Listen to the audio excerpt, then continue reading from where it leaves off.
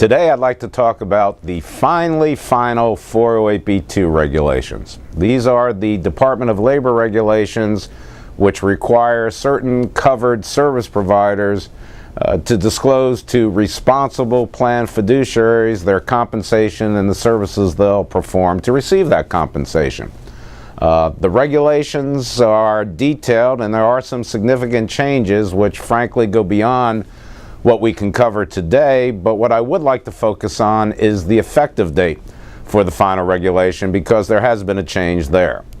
The regulation was slated to become effective April 1st of 2012. However, we were expecting this regulation to be released by the Department of Labor last fall, and it got delayed. As a result, it did not get released until February of this year, and the Department of Labor recognized we needed a little bit more time than the April 1st date they had been thinking, and as a result, the final regulation contains a new effective date, namely July 1st, 2012. So this means that all existing contracts and arrangements which are covered by this regulation, the service providers need to give the required disclosures to the responsible plan fiduciaries on or before that July 1st, 2012 date.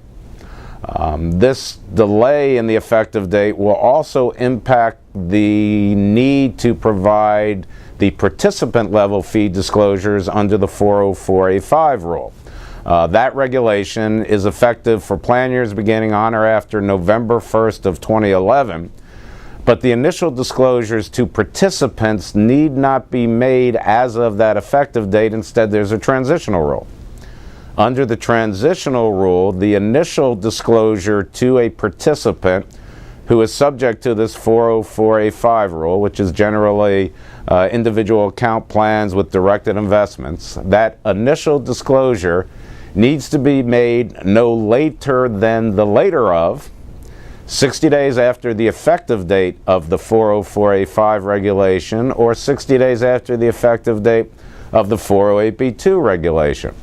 Well, we just mentioned the 408b2 regulation is effective July 1st of 2012, so that means the initial participant disclosures need to be made no later than 60 days after that July 1st date, so that for a calendar year plan, for example, the initial disclosure needs to be made no later than August 30th of 2012. It also impacts the initial quarterly disclosure.